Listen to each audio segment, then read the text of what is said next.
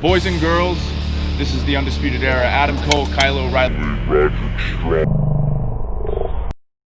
Hello, Steve. Hello, Larson. It's me, Dexter Loomis, NXT Superstar.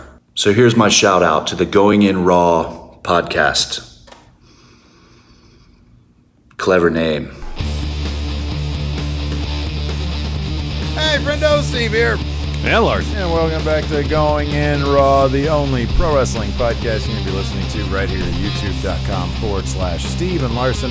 Available anywhere podcasts can be found. And of course, we tape this live on the Twitch at twitch.tv/Steve and Larson.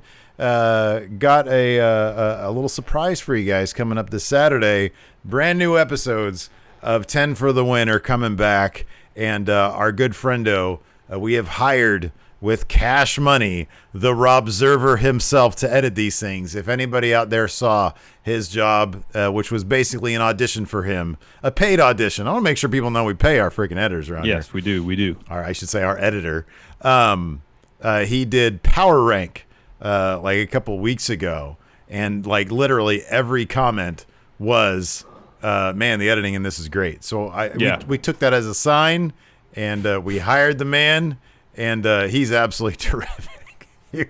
Your chair's sunk, Larson. Oh, man. Your chair's sunk. Yeah, it does. And you have an unnamed intruder that you're shooing away. Yeah. It's okay. I got you covered. The people in the audio land won't even know what's going on. Before we get started, man, I wanted to give a shout out to some patrons. These friendos will be eligible to see some of our bonus content on the Patreon, patreon.com/Steve and Larson. Also throwing us a Twitch sub will do it. You get a link to bonus content Monday through Friday. And then also by becoming a YouTube channel member, just click join. It's $5 a month. You get 5 bonus episodes every single week. Samantha Brunker. Let's see here.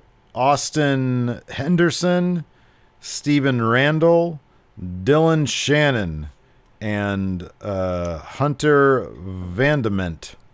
Also Cameron Scott. Oh, also Date Mike. And then I forget how. Oh, okay. And then Toby Whittle. There you go. Thanks everybody for support. Thank you. We super appreciate it. So, Great American Bash, NXT's Great American Bash. They just pulled this pay-per-view out of a hat, seemingly. I'm sorry. Well, it's not a pay-per-view. It's a special event. The pay-per-view name out of a hat, slapped it onto 2 weeks of TV to counter AEW. But, man, what a fantastic slate of matches for night one, man. Oh, boy. It was a fun show. Yeah, for sure. It was a fun show. They announced some of the matches for next week. Of course, we already knew that Adam Cole versus Keith Lee, winner takes all, was going on. They had a couple matches to the card based on what happened tonight. It feels like they went for depth this week. And next week, they're focusing on the title winner-take-all type situation. Granted, like next week we get Mia Yim and Candice LeRae to street fight. That'll be phenomenal. Yeah, that'll be good. But it definitely seems like next week the focus is going to be on the winner-take-all bout. Yeah, I wonder. It's funny because like when you noticed that they only announced like 3 matches for next week, so they set up a tag match, a 6-man tag between El Legado del Fantasma and Drake Maverick and Breezango, and then the street fight that you mentioned, of course, winner take all. I wonder how long that winner take all match is going to be. I mean, I feel based on what we see from Adam Cole in previous title matches, he's not afraid to go 30, 40 minutes. Nope. So I would not be surprised if they give it time. And if they give it time, I just hope there's some sort of finish. If it's 40 minutes and then they have Karrion Kross come in and jack up the finish, it's going to be disappointing, especially if it's 40 minutes of really good wrestling. I can't believe they would do that. That would be so bad. I'm going to put it out there right now. Don't do that, because that would be so bad. I'm sure he is. I'm sure Paul is paying attention. Hold on. I just got a text from Paul. I'm going to text him back and say, don't do that. Yeah, let him know. Anyways, it kicked off, of course, with a fatal 4-way elimination match. Tegan Nox, Dakota Kai, who did not have a big Mama Cool. Yeah, no Raquel Gonzalez. Yeah, with her. Mia Yim and Candice LeRae. Just a wildly fun match with what I thought was a surprising outcome. We had our sort of mini predictions in news brief today. We both felt that Dakota Kai would probably come out the winner here, but really fun match, and Tegan Nox ended up getting the win. Yeah, and and given how the match played out, we both thought Dakota Kai, but then I think we both kind of figured it was going to come down to Tegan and Dakota because it was an elimination match.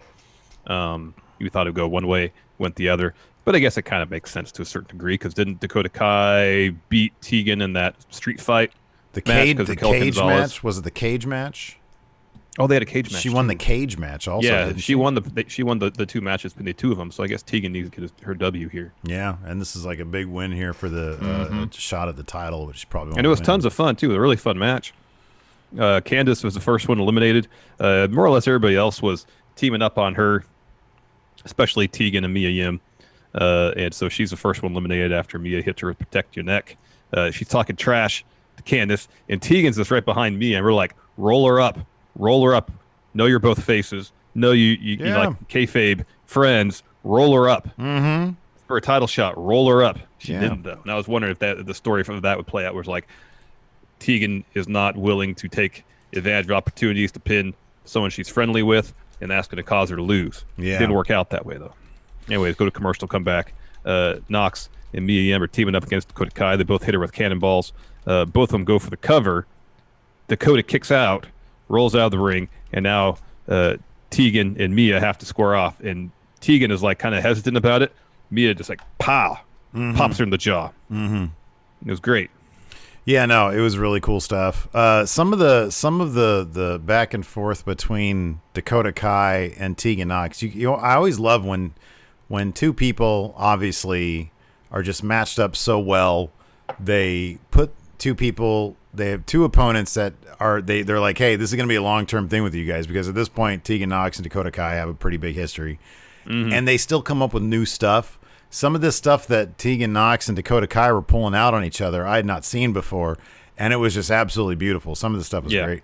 Yeah, it was really good. Like, honestly, it's the kind of thing where I'm like, yeah, I could describe the move, but just go watch the damn thing because it's great. Yeah, totally. And you could tell this is a situation where, they were both members of Team Kick previously, and they're obviously friendly.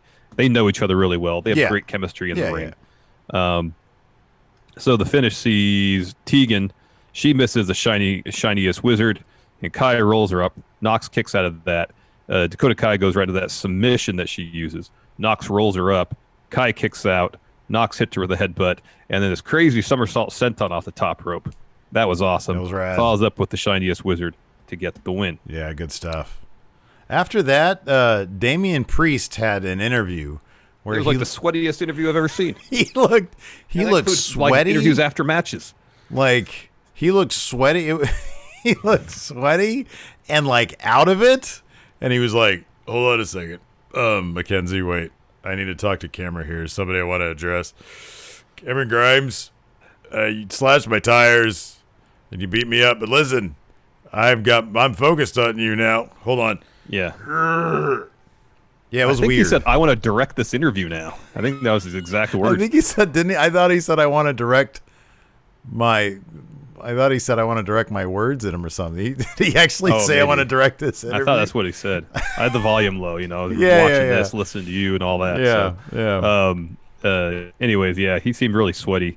He seemed tired. Maybe he had a long drive to make it there. I don't know if he lives in Orlando or not. Who knows? He had the COVID, man. I'm telling you, he had it. I don't think so. I tested positive. I tested negative. I think it was a false negative. I totally have it. Anyway, so he's going to challenge Cameron Grimes to a match in 2 weeks. We find out later that Cameron Grimes is already looking way past him. Probably deservedly so, given that he slashed his tires, humiliated him, and then destroyed him the next week. I know. Oh, man. I don't see what Damian Priest's grounds for a rematch is, other than he wants it. Exactly. I'm surprised it didn't come out. It's like, yeah, sure, I lost to Cameron Grimes last week, but even in that loss, I got some momentum. I'm going to live in infamy. He looked like he's going to live in the infirmary. Yeah, I know. Anyways, we're going to get to the rest of this recap, but before we continue, here's a word from our wonderful sponsor, forhims.com. Larson, 66% of men start losing their hair by the age of 35. Once you start noticing the hair on the top of your head directing its way up your dome, it can be too late. And the best way to prevent more hair loss is do something about it while you still got some hair up there. With 4hims.com, you can be the best version of yourself with licensed physicians and FDA-approved products to treat your hair loss. We're talking prescription solutions backed by science. Science! That's right. Hims was created by a guy who knew that some men's health conversations are easier had online rather than in person. So with Hims, you don't have to stress about awkward, weird in-person doctor's visits or long wait times at the pharmacy.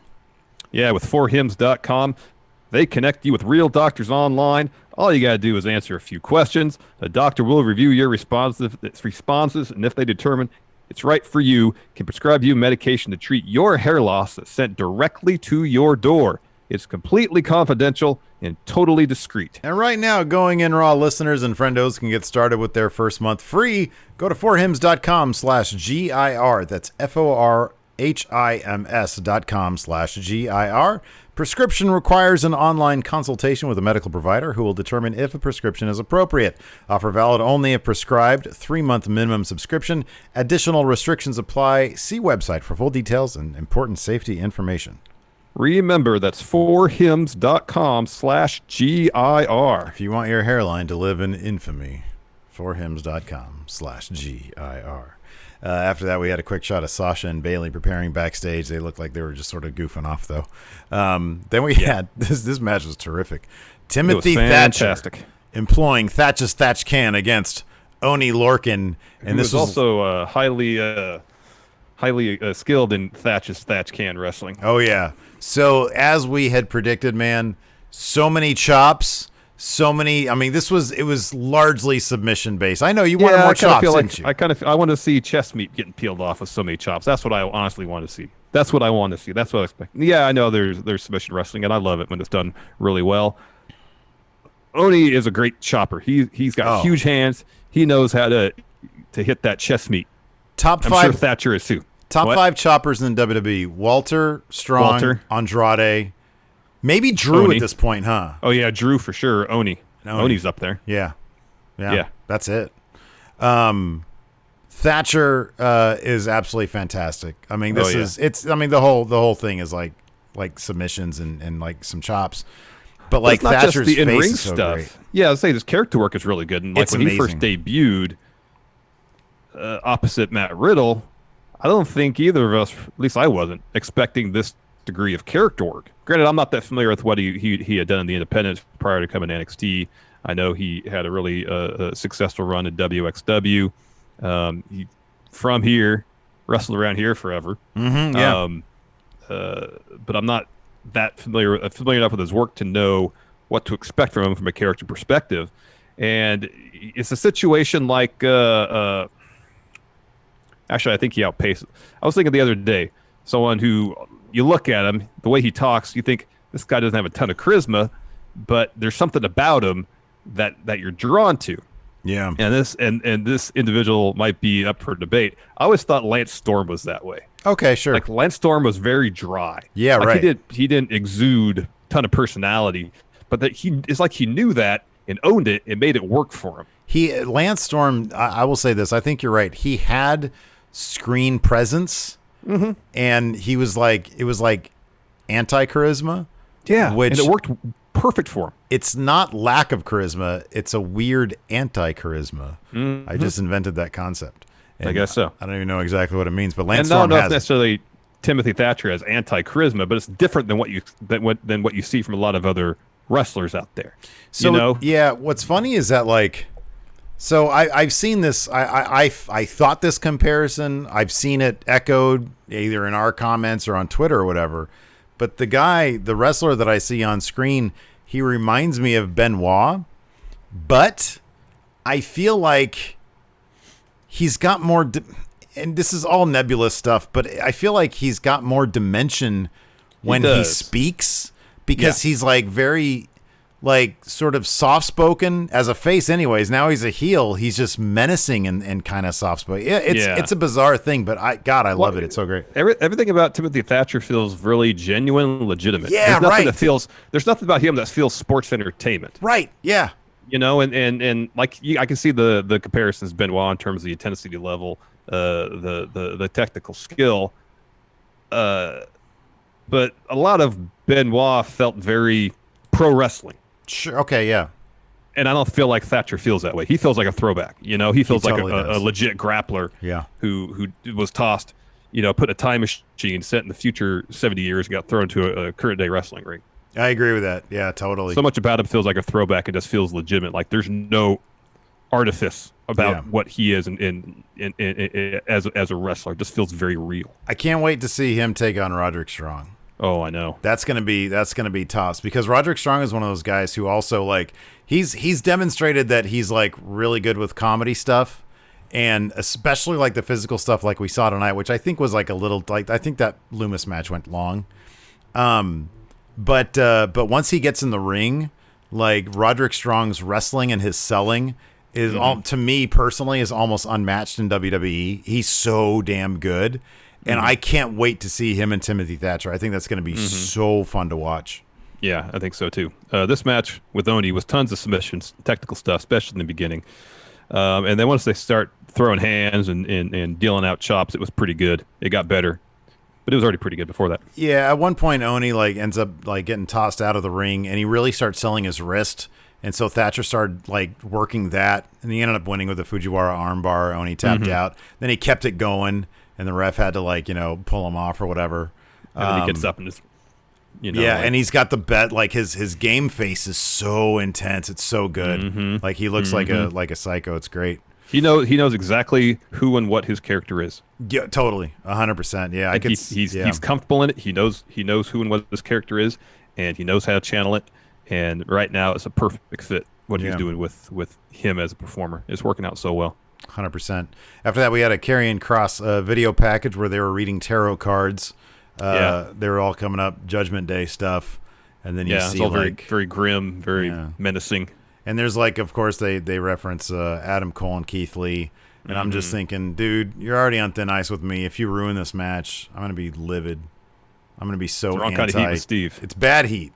Bad cow heat. It'll be go away heat for Karrion Kross. Exactly. Yeah. Seems like a nice guy, though. Yeah, he does. Yeah, he does. We saw him at a StarCast, one in Vegas. He was just chatting people up. He seemed really cool. I know. They seem like a lovely couple. I think that's one thing about him is that it's really hard for me to take him as like this Judgment Day, the apocalypse is coming, pray and stuff. When I just saw him at StarCast with like a Hawaiian shirt, just chatting people up. Well, I'll tell you this. I don't know if it was. I think it was Scarlett posted a picture on Twitter, and it's her, Karrion Kross, and Shotzi Blackheart. She's wearing a Karrion Kross shirt. Scarlett and Cross are wearing Shotzi Blackheart shirts. I think the caption just reads, "Hey, buy our merch." That's great. That's so awesome. That's the most. So they pretty much do a WWE shop commercial on somebody's Twitter. Pretty great. Yeah. Oh, pretty darn great. Wait, who here in chat says, Steve, why did you leave Wrestle Talk? Why did I leave Wrestle Talk? You were only on like an episode or two. I was on one episode. I was on one podcast, and then I popped up in their news brief for the day. And then you were on Quizzlemania. I was on Quizzlemania. I was never actually on Wrestle Talk. I mean, if you want a kayfabe reason, the weather, I guess. Where they like their little studio where they do their show is really hot. Yeah, can't take that, man. I got my fan over there. Got AC in this. Steve needs comfort. I need ultimate comfort, or I'm a mess. Yelp. Anyway. Yelp. I was there with the WrestleMania. I know that. Yeah, it's miserable, and I'm a miserable son of a bitch to be around. Yeah, you are. You know that. I was trying to say, hey, man, let's just have fun. And you basically like wanted to rip my head off. Yeah, like I'm trying to have fun. Why would you say that to me when you clearly like I'm not anti-fun. I like to have fun too. At that moment, you're anti-fun at that moment, though. I was anti-fun because I was made to be anti-fun. Anyways, Rhea Ripley. Talk about fun. Rhea Ripley and Robert Stone brand, the team of Robert Stone and Aaliyah, they had a handicap match, and this was pretty funny stuff. Robert Stone had some cool Kurt Rambis looking glasses on, some goggles on. He had some boxing shorts, a robe. Yeah, he was playing up the old-timey cartoonish boxing guy. Yeah. That was good stuff. So he starts the match and he's goofing off, and then Rhea just lays him out with like a clothesline chop type thing, and then Aaliyah is in control for a good stretch. She realizes that Rhea's focused on wanting to hurt Robert Stone, so she takes advantage. She does like a head scissors, some other moves. Eventually, though, Rhea powers Aaliyah up for an electric chair facebuster, and then Stone's in there to break up the pin. He goes for a plancha. This is like a throwback to that bit between Kevin Owens and Nakamura back in Ring of Honor, where Owens is doing like a cannonball off the apron and Nakamura just kind of casually walks away. Same thing here. Yeah. Rhea just kind of casually walks away. And then as she's doing that, Aaliyah flies through like a suicide dive. We're back in the ring. Aaliyah rolls up Rhea. Rhea kicks out. Doing so sends Aaliyah into Robert Stone, who's on the apron, knocking him off. Rhea follows the German suplex. Stone jumps off the top rope. Rhea catches him, lifts him up like a double chokeslam thing, and then Aaliyah hits a chop block on Rhea. Mm-hmm. And so we go to commercial, we come back, and Robert Stone and Aaliyah have a Boston Crab crossface combo on Rhea. She escapes that. Stone and Aaliyah hit a double suplex, and they both want to go for the pin, so there's some argument going on there about who makes the cover. Bad move. Eventually Aaliyah does. Rhea kicks out, and this finish was great. So Stone tries to roll up Rhea, can't. She headbutts him, and at this point, Rhea dumped Aaliyah face first right into Robert Stone's front area. Yeah, that was good. So then Rhea picks them both up, one on each arm, reverse cloverleaf. They both tap. That was awesome. That was really cool. Yeah, it was good. I was kind of curious if they were going to go down the route of Rhea joins Robert Stone brand just to give her something to do in the meantime, because I feel like she needs something to do, but maybe this is just to tide her over until something else happens. Maybe Dakota Kai and said in 3 or 4 months this will all make sense. Hey, I wonder if he just likes to F with people. Oh, I'm sure he does. He has to, right? Yeah, he likes messing with people. Listen, in 3 or 4 months, and then everybody starts, but you and me, idiots, start speculating. He's going through his Twitter and his like burner account, which is all just like wrestling news sites. Yeah, and he sees this, just laughing to himself. We're all just like pulling our hair out and stuff. Like, what does he mean by that? 3 to 4 months? Okay, let's chart all these this. Dots. There's no connection. Let's chart this. 3 to 4 months. What does he mean? Survivor Series? That's in 5 months. After that, SummerSlam's 2 months away. It's not 3 months away. Ugh. What does he mean? These timelines work. His timeline. He's kayfabing time and space. Roderick Strong had like a very serious, like video, very quick vignette to intro him in this next match, his match against Dexter Loomis. Up till now, this has been a very comedy thing. Mm-hmm. But this is much more serious. And then like there's like some sort of, what was that? Was that like a coin that was spinning on a desk or something? Was it like a hypnosis toy or something? Maybe it was like the thing Leo had in Inception. Maybe. Yeah, right. Yeah, it just keeps on going and going and going. So anyways, it sort of ends, and then Roddy's backstage, and they try to stage it so that it was like a close-up on him. It was dramatically lit, as if it was still in the video package, but clearly it's a different frame rate, so it's not. Because he had shaved too, so it was like 3 weeks later. So like he makes his entrance. It was pretty cool, but it's just the whole thing's been a comedy angle. So anyways, it was super intense for this one. Yeah, it was interesting thing. Yeah, this was not a comedy match by any stretch, though. Because it was a pretty long match. It actually wouldn't shock me if this is the longest match of the batch, huh?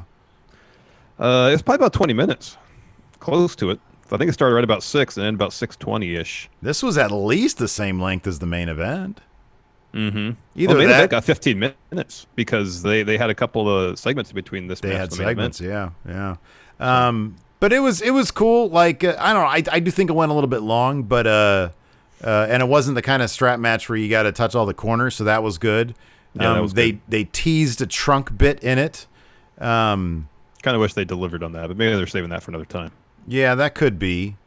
I'm trying to see like how. So towards the finish, we saw. I mean, the match kind of opened with Dexter sort of using the strap to throw Roderick Strong around, and his athleticism is so great that it's hilarious to see him like bouncing off things. Yeah, bumping and jumping into the corner of the apron and stuff like that. Yeah, towards the finish, Bobby Fish came down. He kicked Loomis's feet out from under him. Yeah, on the apron. Let's see here. I don't even where am I here? You. So he does that, and where is it? Oh, there it is. So he kicks Loomis. Oh, there it is. Loomis gets in the ring. Strong hits sick kick, Claymore essentially, gets 2. Strong goes for end of heartache. Loomis escapes that. And Fish, I don't know what he's doing. He runs in, and so Loomis backs up. So the strap is taut between him and Roddy Strong, and Fish just runs right into it, rebounds off, bumps. It rolls out to the apron. And then Loomis pushes Roddy into Fish, so launches Fish off the apron to the barricade. Yeah. And then Loomis hits Uranagi, puts on the arm triangle. Roddy taps. Yeah. So, like, I don't know. When Fish comes running in, he literally just ran. He wasn't even aiming at Dexter Loomis. He just started Like, it was running. It was like a streaker during the Oscars in the 70s. He just, like, ran straight. It was like he just wanted to run straight through the ring. Yeah, I know. And he ended up, killing himself on that strap.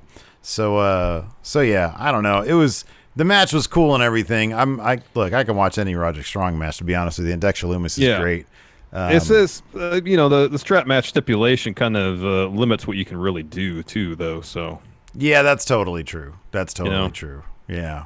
Because you can't do all your full arsenal of stuff, especially someone like Roddy. Like, I imagine it's going to be tough to do backbreaker when you got 8 foot of strap. You could even see, like, two, during the match, like, Dexter had to keep on, whenever he'd do something, he'd, like, try to get the strap out of his way. It's just sort of in the way. But yeah, no, it was fine. Loomis got the win. I like that. They're booking him strong, so that's great. I really like him. And not just because he does our intro for us. After that, we had a mini Prime Target video package with Adam Cole and Keith Lee. This was good stuff. Didn't really cover any new ground, but it's good stuff. It's really well done, though. It was really well done. We had Candice LeRae and Johnny Gargano interview. Candice is upset that everybody teamed up to beat up on her, eliminated first. She sort of wanders off. Yeah, she wanders off. You hear a commotion off camera, and Johnny's like, he looks and kind of laughs to himself, so he goes and runs over. Camera follows, and there's Mia and Candice brawling. It Swerve's over there, too, trying to break it up. Just mind your business. And then Johnny gets in Swerve's face. Yeah, mind your business, Swerve. Has nothing to do I with you. want to see Gargano versus Swerve. That's going to be great. Me too. Mind your business, though. If he wants a match, just ask for a match. Yeah, maybe he was over there, like, having a soda or something, minding his own business. The brawl comes on through. They bump into him, and he spills a soda on himself. That dude does not drink soda, man. Come on now. All right, sparkling water. There you go. Yeah, probably. That'd be annoying. After that, He had a refreshing lime LaCroix. You like LaCroix? I could drink it. I'm not a fan. I had it like Jeff has, like, when I went to hang out with Jeff, he had like a ton. It was the first time I ever had a LaCroix. This is ages ago, pre-pandemic, of course.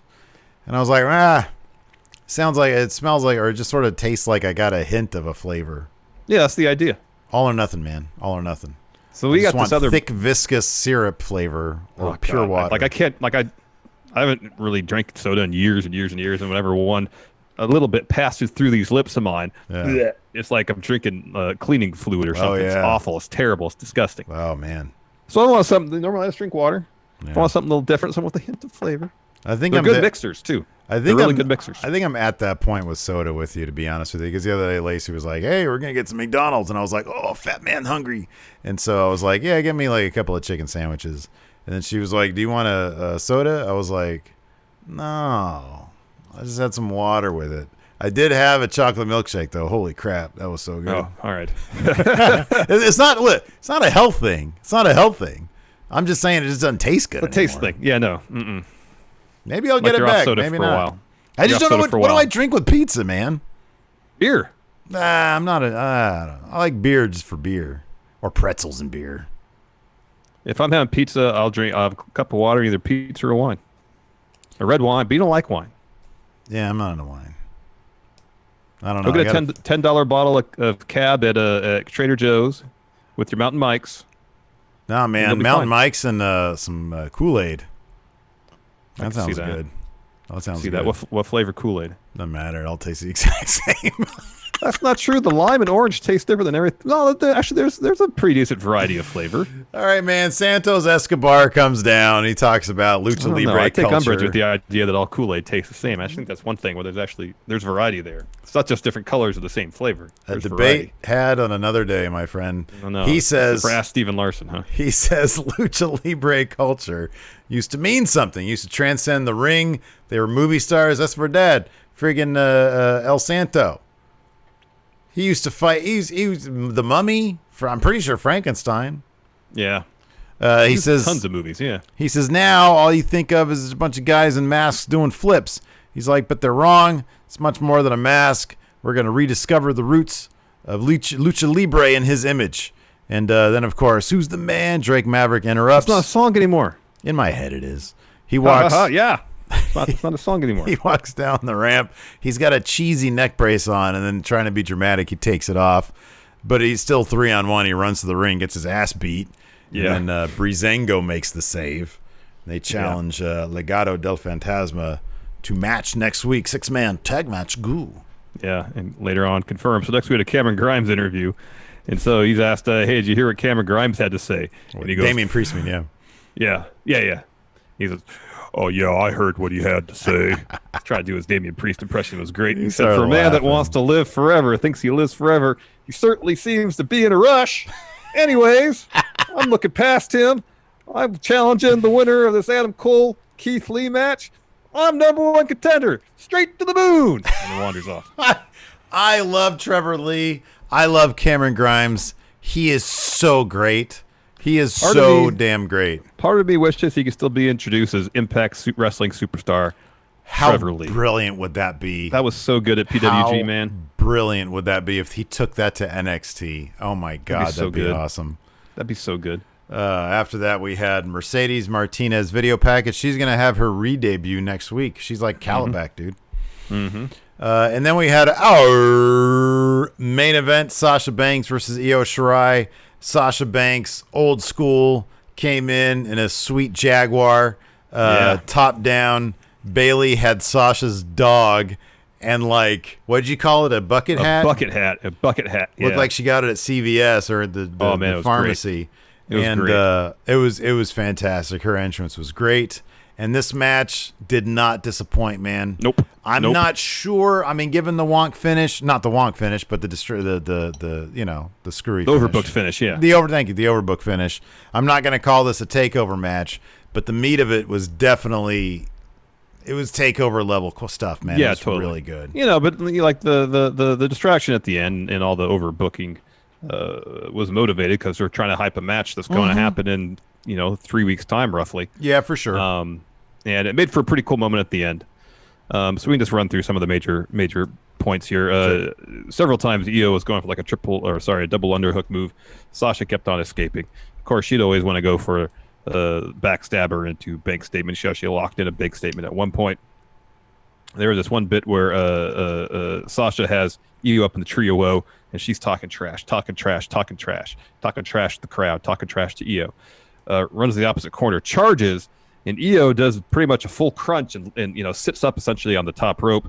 Sasha runs into the corners, knees first, and Io's up there. She tries for a moonsault. Sasha avoids that. Sasha then hits the top rope Meteora. That only gets her a 2. After that, Sasha's kind of selling leg.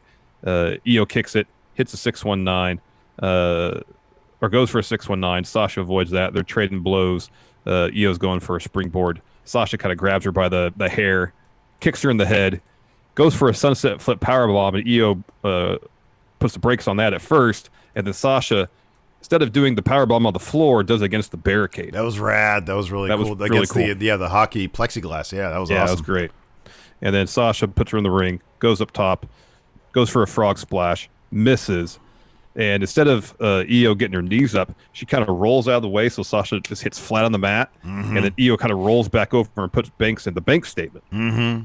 And then she's reaching over for Bailey to help her get to the ropes or something, but the ref's right there. So if Bailey interferes, probably going to toss the match. So Bailey throws the belt into the ring, and the ref's kind of looking at it, what the heck? And so he's arguing with Bailey over the belt and getting it. And so while So he he's sort dealing of with grabs that. it away from her, and when he Yeah. looks away, Bailey clocks Io, and then she goes running around and is like, "Hey, give me that title back! Give me that title back!" Meanwhile, Asuka pops up out of nowhere, miss Sasha in the face, just gets it all on there. Io goes for roll up. We get a kick out. Then she Io hits a wrecking ball drop kick, sends Bailey into the barricade. Yeah. And then goes up, hits the moonsault for the win. And it was great. Afterwards, Asuka gets in the ring, helps Io up. Really cool moment. just a dream team right there. Asuka and Io Fantastic. Shirai, just great. Asuka was Fantastic. dancing and stuff. So yeah, Oh, so really good. fun stuff. Next week, like we said, we got Drake and Breezango versus Legado del Fantasma. Mia versus Candice in a street fight. And Adam Cole versus Keith Lee. Winner takes all. Let's answer some questions real quick. Sounds good. My wife wants to hit the old Winco here in a bit, so we got to make this a bit on the quick side. All right. I've given enough of my time to the friendos. I got to give some time to my wife. But grocery shopping, nothing fun. That could be fun. Go get Maybe yourself I'll- a nice I'll get bottle of some- red wine and some pizza. I'll get some LaCroix. James Fletcher, what would you say the standard of finishers is in the 80s, 90s, 2000s, 2010s, and now? The standard of finishers.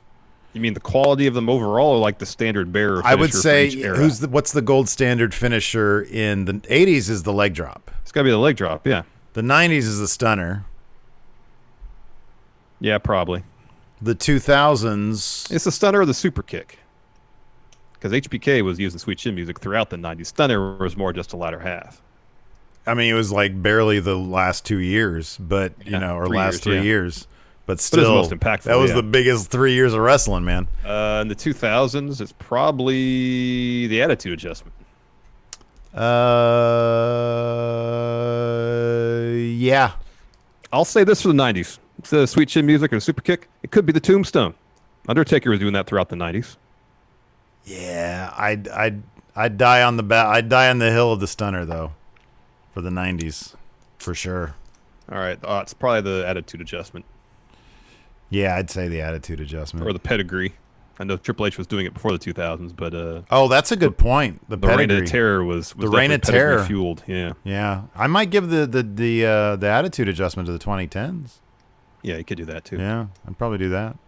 And then now, That thing, that move that Peyton Royce did on Raw this week. yes, that has totally become the gold standard of Oh, it's so good. finishers. Your brainbuster. That was like my awesome. most liked tweet in forever, and all I did was retweet somebody else tweeting that video, and I said everybody's jaw dropped now, and I got like was awesome. 500 likes. Dang MQ Thatcher had some great matches with Zack Sabre Jr. and Evolve. Those are probably great. Probably got to watch that. Let's see here. Alex Foster. Has anyone besides me noticed that the main roster cinematic matches are better received than the NXT ones? Hasn't there only Yeah, I been one felt that way. NXT one? There's been two. It was the Ciampa Gargano one and Oh, then yeah. the Velveteen Dream Adam Cole one. I agree with that too. Yeah, main roster one would have been way better. Way better. They've done different. They've uh, done interesting stuff. Yeah. Gareth Nicholas. I asked this before, but now I got to ask it again. Is this the last time we see Rhea and Robert Stone in a bit? Can they go anywhere with this? They might have one more thing where Rhea humiliates him again. That's probably. the I'd step. be surprised if they did. Rhea's got to move on from this. It's been Yeah, she's fun. got to do something else. Dean Fish, is there a way to have the crowd chants during these shows not feel so forced and or cringy? I'll be honest. One thing about NXT is that because the Full Sail crowd was so intimate in a way, this does not feel that far off. In fact, when they were all like banging on the hockey glass right in front of like where the action was taking place in the main event, I was like, that's kind of cool. I kind of like that because it feels like it's rowdy, you know? Cross-face chicken stain. I finally got the Rock's tequila, and it's really good. Get some of that at Winco. So just some straight tequila and pizza. Yeah, man. You won't have a partner by next week. It's been a good run. Let's see here. Yeah, it has been, right? Adrian C. Should we really be using the green mist during COVID? I mean, probably not. Well, as it was used as a weapon, so I mean, it's kind of apropos, isn't it? Yeah, I guess. Keep it kayfabe. Crossface chicken stain again. Power rank current factions in WWE NXT except the New Day because they're number one. They're number one. Undisputed It's gotta Era be is Undisputed number Era, yeah. one. Undisputed Era. As bumbling as what they are as a unit. Imperium is number two. Yeah. I mean, Andrade's group is last. Yeah, Easily. probably. Fantasma's group, I think they have high hopes for them. Yeah, we'll see. They're how just that kind of new works. on the scene, so it's kind of hard to tell. Too new. Too soon to tell. Let's see here. Prince C. Ross. I am really concerned about the title match next week. If Kross gets involved, it'll kill him getting the wrong kind of heat. I'm not going to be happy if that happens. Yeah. I'll be pissed. You want to see Steve be pissed? A lot of people here are saying, give the grapefruit sparkling water a try, saying it's the best, and I could vouch for that. The grapefruit is really good, especially mix it with some vodka. It's good stuff. You love your booze. You love the spirits. What can I tell you, man? Beans from the East asked, do you think Velveteen Dream was supposed to get involved tonight? If not for the accident or allegations. Yeah, he would have had a match. Probably. He would have had a match. They'd have done something with him. Yeah. Toby Whittle, if you can cast the office with... he was going to be in a tag team with Dexter Loomis. Yeah. That was going to happen. Yeah, Toby probably. Whittle, if you could cast the office with wrestlers from... I'm not doing that. I'm not even a fan of the office. I like it. Like, I see clips and I'm like, oh, that's funny stuff. But the Gervais one was so damn good, and it was so dark. Like, I just can't get behind a lighthearted sitcom version of that. Yeah, I mean, it's good kind of background TV. Yeah, I mean, it's not bad, right? But it's not like Seinfeld. It's not it's not doing anything new, I didn't feel. Yeah. Mean Green 49, not going to lie, I got Ric Flair vibes from the Cameron Grimes promo. He's so good. He is really good. So good. Night by Night says power rank cars that Tom Phillips know. So a couple people here in chat said that he was really talking up that Viper that Loomis opened the trunk to. Like apparently he knew everything about it. Oh wow. Did he probably had like a little sheet in front of him with stats? Maybe he's a car aficionado. That'd be cool. I wish I was a car guy. Anthony, power rank who Robert Stone attempts to bring under his wing. It's a good question.